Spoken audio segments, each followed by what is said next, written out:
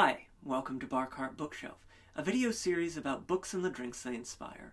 My name is Elias, and today we're talking about Daughter of the Moon Goddess by Sue Lynn Tan. Daughter of the Moon Goddess is the first book of the Celestial Kingdom duology, and the second book, Heart of the Sun Warrior, will be coming out later this year. So if you're the sort of reader who likes to have those books in a series coming all close together, this is a perfect read for you. It's the story of Yin, the titular daughter of the moon goddess, who discovers that her birth was illegal, that her mother is imprisoned by the celestial emperor, and so she has to go out into the world of gods and immortals to win her fortune and free her mother. And as she does, she becomes not only an accomplished warrior, an archer primarily, but also a practiced magician, able to use the power of her divinity as it grows, being the daughter of one of the sort of primary and powerful deities, the moon goddess. And she has this journey of self-discovery along the way, this attraction to the prince of the celestial kingdom, the son of the man she's trying to prove herself to, who is, of course, an enemy of her mother, which is a wonderful complication to their relationship as they become friends and closer. And then, of course, there's a secondary love interest in the form of the mysterious commander who she is serving as a warrior under.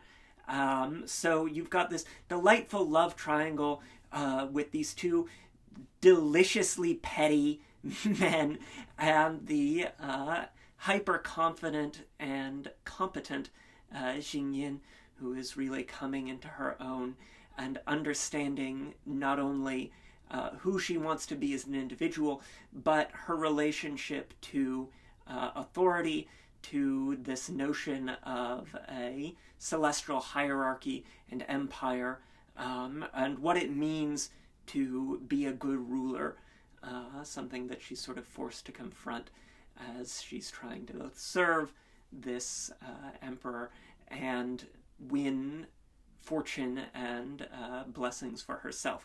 So it was a really wonderful debut, drawing on some tropes that I wasn't super familiar with, drawing on some that I'm really very fond of. I'm very excited for book 2 later this year, and it inspired today's drink.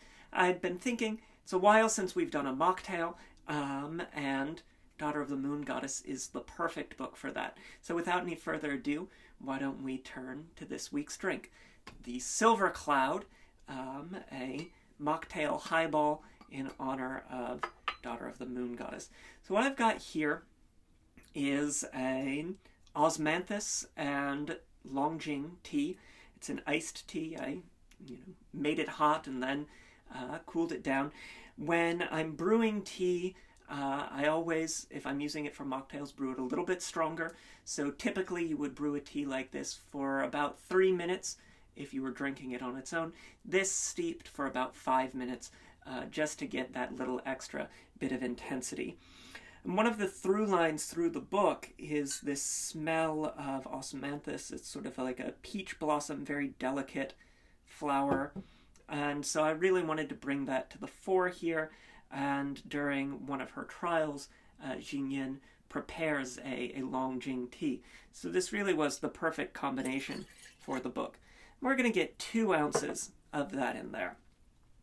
And when I read the book, I wasn't super familiar with Osmanthus, but Sue Lynn Tan, the author, mentions throughout the book the way that it's white blossoms and very floral, and that of course made me think of the orange blossom water that we use in orgeat.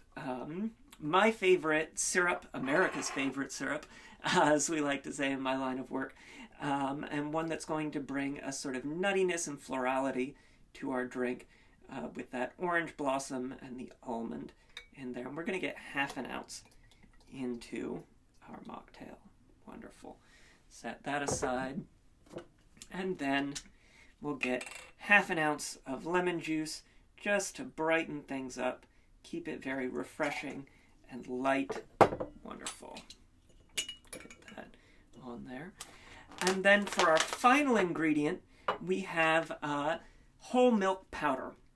Now, in fizzes and drinks, cocktails that use egg white, you can trust that the egg white will be cooked by the alcohol, that it will be safe. With a mocktail, you really can't do that because, of course, there's no sterilizing alcohol in here. But if you want to get that sort of creamy, silky texture into your drinks, then you can try a number of other ingredients. And we'll be seeing some more of this as the spring goes on, because it's a problem that I'm really interested in diving into. Today, what we're going to use as our sort of egg white substitute in this shake and drink is some whole milk powder. It's going to bring creaminess, it's going to bring a nice silky texture, and we're going to get just a bar spoon of that in there. Wonderful. Just a very light touch. And then we're going to start with a dry shake, because you really want to dissolve that whole milk powder. You don't want to have a gritty cocktail. That's not what we do here, and not a gritty mocktail either. So you'll give that a good solid shake, really light and fluffy. These immortals, they travel on clouds in the novel, and that was something that I really sort of keyed into as an interesting visual for me, and something that was evocative of both a sort of celestial deity in that she is associated with the sky, and the way that divinity functions in the world of the novel as a whole. So then we're going to give that a good solid tap, get that open. Oh, it's smelling very nice, and it's already nice and frothy, but nobody wants a room temperature mocktail, so we are going to get our ice in there and do a regular shake. Wonderful. Good. Get that, and cap it again, give it a good solid seal, and shake.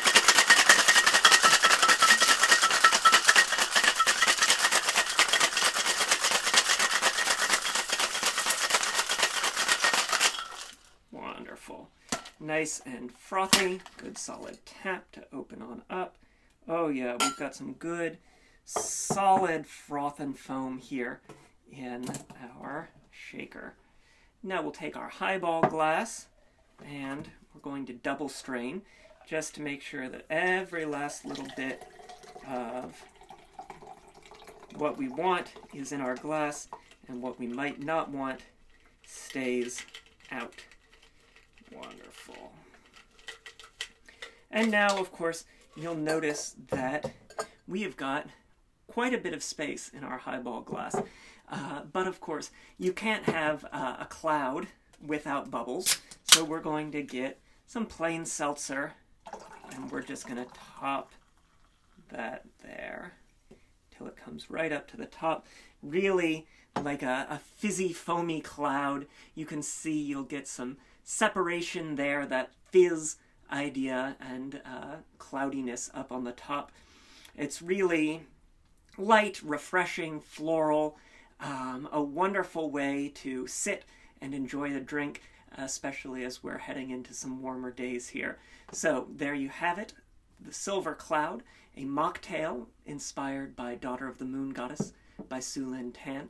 Got a link to purchase the book down below. Book 2, Heart of the Sun Warrior, will be available later this year. As always, we've got links to the Boston Shaker for tools and ingredients, links to Twitter and Instagram for written versions of this week's recipe. Please remember to like, share, and subscribe. Try the drink. Let me know what you think. I always love to hear viewers' comments. And until next time, cheers.